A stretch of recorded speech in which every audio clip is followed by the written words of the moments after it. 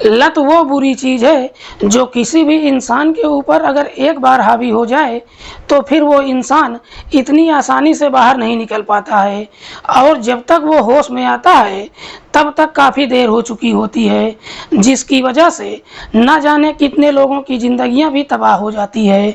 आज की कहानी में भी बिल्कुल ऐसा ही कुछ होता है, जिसकी वजह से एक लड़की मात्र 17 साल की उम्र में ही हमेशा के लिए इस दुनिया को छोड़कर चली जाती है।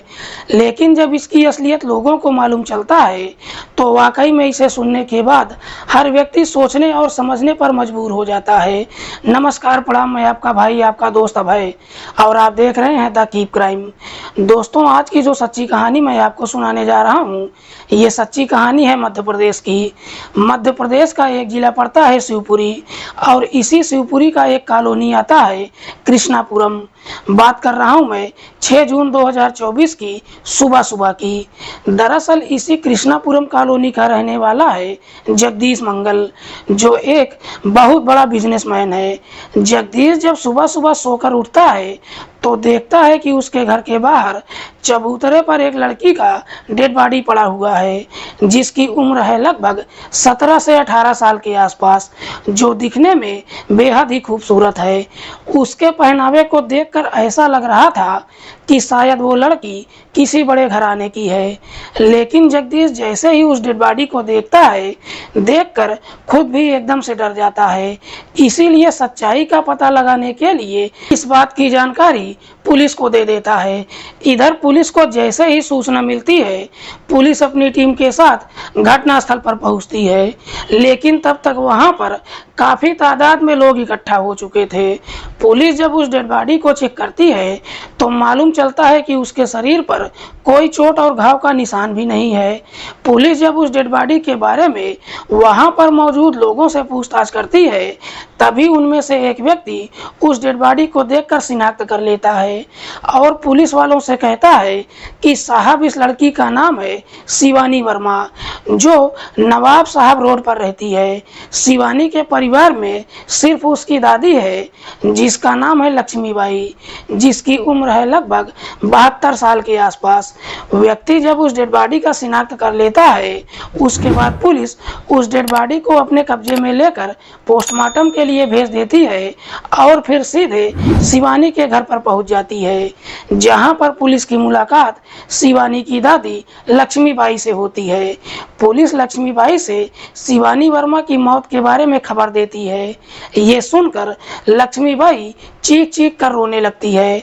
पुलिस जब शिवानी की मौत के बारे में लक्ष्मीबाई से पूछताछ करती है, इस पर लक्ष्मीबाई पुलिस को जवाब देती है कि साहब, कल सुबह सुबह शिवानी घर पर आई थी और घर से आधार कार्ड और अपने कपड़े लेकर यहाँ से चली गई थी। लेकिन शिवानी जब घर पर आई थी तो उसके साथ 3 और लोग भी थे, जिनमें से एक लड़का और 2 महिलाएं थी। लड़के का नाम है विक्की पाठक और उनमें से एक महिला का नाम है रूबी और दूसरी का नाम है जूही। दरअसल ये तीनों शिवानी के दोस्त हैं। लक्ष्मी जब तीनों का नाम लेती है, पुलिस सबसे पहले विक्की से पूछताछ करने के लिए उसके घर पर जाती है, तो मालूम चलता है कि विक्की अपना घर छोड़कर फरार हो चुका है। इसीलिए पुलिस अब जूही और रूबी के घर पर जाती है और इन दोनों को अपनी हिरासत में लेकर थाने पहुंच जाती है और फिर इन दोनों से शिवानी की मौत की वजह पूछती है। इस पर रूबी और जूही पुलिस वालों को एक ही जवाब देती हैं कि साहब, हमें नहीं मालूम है कि शिवानी की मौत कैसे हुई है। लेकिन बावजूद इसके पुलिस इन दोनों से कई तरह के सवाल करती है, लेकिन ये दोनों अपनी जिद से पीछे ही नहीं हटती हैं। इसीलिए पुलिस फिर से उस घटना स्थल पर जाती है और वहां पर लगे सीसीटीवी फुटेज को चेक करती है।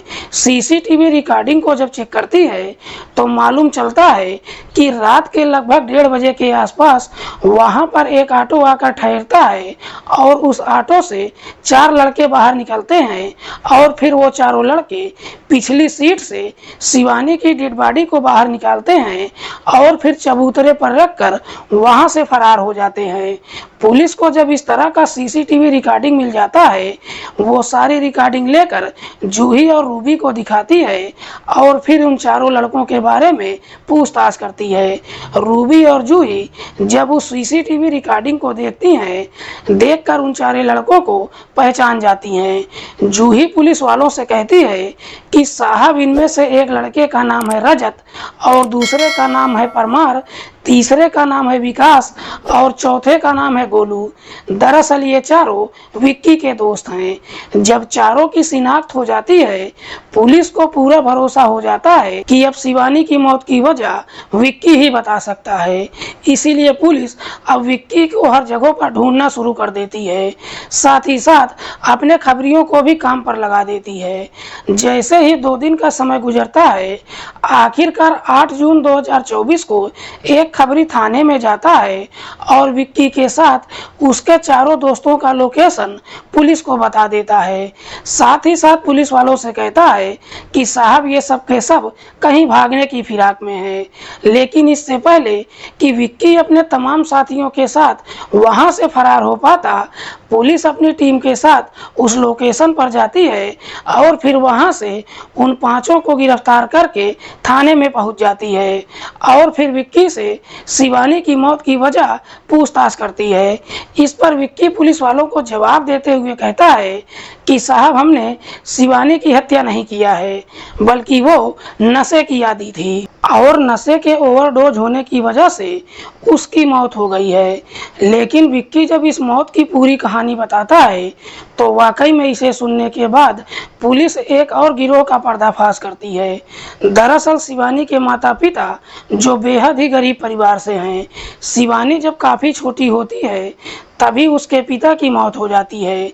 शिवानी के पिता की जब मौत हो जाती है, उसके बाद शिवानी की माँ एकदम से परेशान हो जाती है। शिवानी की माँ को लगता है कि वो अपनी बच्ची की सही तरीके से परवरिश नहीं कर पाएगी और उसके चक्कर में उसकी माँ की ज़िंदगी भी बर्बाद हो जाएगी।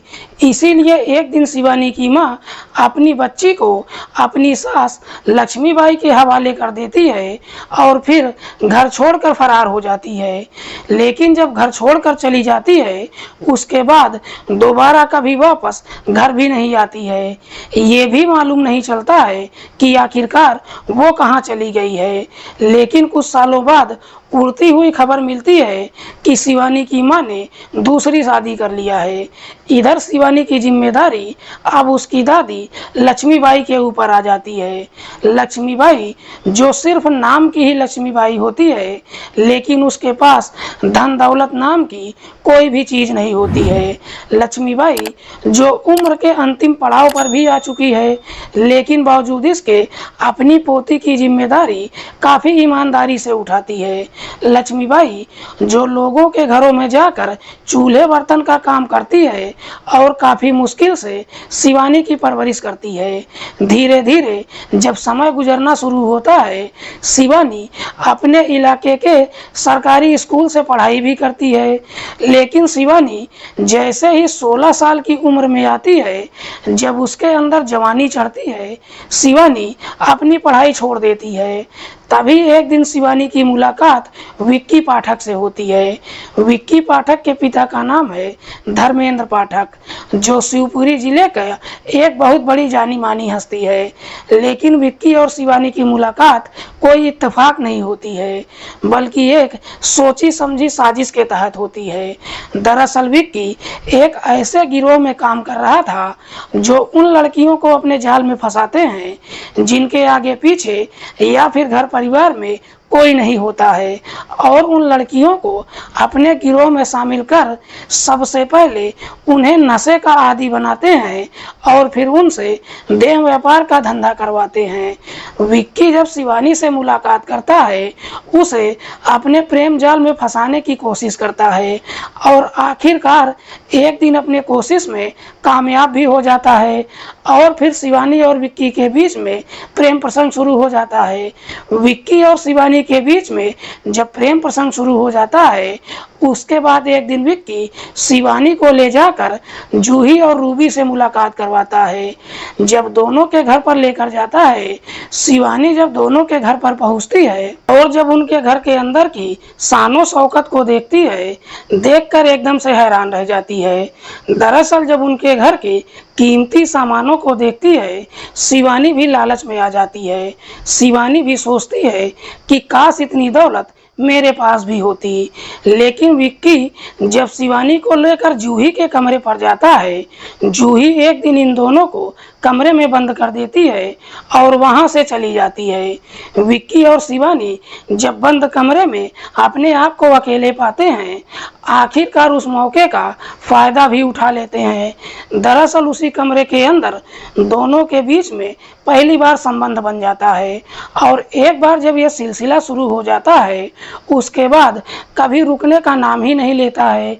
जब कुछ महीने का समय गुजरता है, इधर विक्की के दोनों दोस्त जूही और रूबी को जब मालूम चलता है कि शिवानी उनके जाल में बेहतर तरीके से फंस चुकी है, अब उसे शराब ही नहीं पिलाते हैं बल्कि शराब के साथ साथ सिगरेट और ड्रग्स का भी आदी बना देते हैं। इधर शिवानी भी अपने लत की इस प्रकार से आदी हो जाती है कि अब उनके बगैर एक पल भी नहीं रह पाती है। जब जूही और रूबी को लगता है कि अब शिवानी उनके काबू में आ चुकी है, एक दिन दोनों अपने दिल की बात शिवानी के सामने रख देती हैं। दरअसल जूही शिवानी से कहती है कि तुम जो ये नशा करती हो, इसमें काफ़ी पैसा लगता है और हमको जितना तुम्हारे ऊपर खर्च करना था हमने कर दिया है। अब इसके बावजूद भी अगर तुम इन चीज़ों का इस्तेमाल करना चाहती हो तो इसके लिए तुमको खुद पैसा लाना पड़ेगा। पैसे लाने की जब बात कहती है, इस पर शिवानी जवाब देती है कि ना तो मैं अमीर घर से हूँ और ना ही मैं कोई नौकरी करती हूँ, मेरे पास पैसे कहाँ से आएंगे। इस पर जूही शिवानी को सुझाव देते हुए कहती है कि तुमको पैसे की फिक्र करने की कोई ज़रूरत नहीं है। दरअसल तुम जितनी खूबसूरत हो, पैसों का अंबार लगा सकती हो। हालांकि जब इस तरह की बातें कहती है, शिवानी जूही की बातों को समझ नहीं पाती है।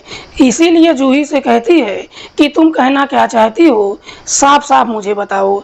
इस पर जूही शिवानी को समझाते हुए कहती है कि तुम जितनी खूबसूरत हो, तुम्हारे ऊपर लोग आंख बंद करके पैसा लुटाएंगे। अगर तुम चाहो तो इस धंधे में उतर सकती हो। इस धंधे में जब उतरने की बात कहती है, शिवानी के पास भी अब कोई रास्ता नहीं बचता है और आखिरकार जूही और रूबी की बातों में आ जाती है और फिर इस धंधे में उतर जाती है। शिवानी जब इस धंधे में उतर जाती है, उसके बाद एक दिन विक्की शिवानी को ले जाकर अपने 4 दोस्तों से मुलाकात करवाता है, जिनमें से एक का नाम है रजत, दूसरे का नाम है विकास, तीसरे का नाम है परमार और चौथे का नाम है गोलू। दरअसल ये सब के सब मिलकर अपना गिरोह चला रहे थे। अपना गिरोह चलाने के लिए वैसी लड़कियों को टारगेट करते थे जिनके आगे पीछे कोई नहीं होता है या फिर उनके परिवार में कोई नहीं होता है। शिवानी भी इनके जाल में बुरी तरीके से फंस चुकी थी। शिवानी जब इस धंधे में उतरती है, उसके बाद विक्की के चारों दोस्त ही शिवानी को लेकर तरह तरह के कस्टमर के पास जाते हैं। शिवानी भी दिल खोलकर कस्टमर की सेवा करती है और कम समय में ही देखते अच्छा खासा पैसा भी कमा लेती है। उसके बाद शिवानी चाहकर भी इस धंधे से बाहर नहीं निकल पाती है। हालांकि शिवानी को ये महसूस हो जाता है कि वो बुरी तरह से इस जाल में फंस चुकी है, लेकिन तब तक काफ़ी देर हो चुकी होती है। जब शिवानी इस धंधे में पूरी तरह से उतर जाती है, एक दिन जूही फिर से शिवानी को समझाते हुए कहती है, अगर तुमको हमारे धंधे में काम करना है तो तुमको हमेशा के लिए हमारे साथ ही रहना होगा, तुमको अपना घर छोड़ना होगा। घर छोड़ने की जब बात कहती है, शिवानी इसके लिए भी तैयार हो जाती है। इसीलिए 5 जून 2024 की सुबह सुबह खुद जूही, रूबी और विक्की शिवानी को लेकर उसके घर पर जाते हैं। इधर शिवानी जब कई दिनों के बाद अपने घर पर पहुंचती है, जब उसकी दादी शिवानी को देखती है, देखकर काफ़ी खुश हो जाती है। दरअसल लक्ष्मीबाई को लगता है कि शायद शिवानी अब घर पर हमेशा के लिए आ चुकी है, लेकिन शिवानी जब अपने घर पर पहुंचती है, अपना कुछ डॉक्यूमेंट और कुछ कपड़े लेकर इन तीनों के साथ वापस चली जाती है। तीनों जब शिवानी को लेकर वापस अपने कमरे पर आते हैं, शाम के समय शिवानी को बेहतर तरीके से सजा धजा कर तैयार करते हैं। दरअसल उसी शाम को इनके हाथ में एक बहुत बड़ी पार्टी लगा था। दरअसल इन्होंने इलाके के कुछ नेताओं से संपर्क किया था। शाम के समय शिवानी को उन नेताओं के पास जाना था, इसीलिए शिवानी को बेहतर तरीके से तैयार करते हैं।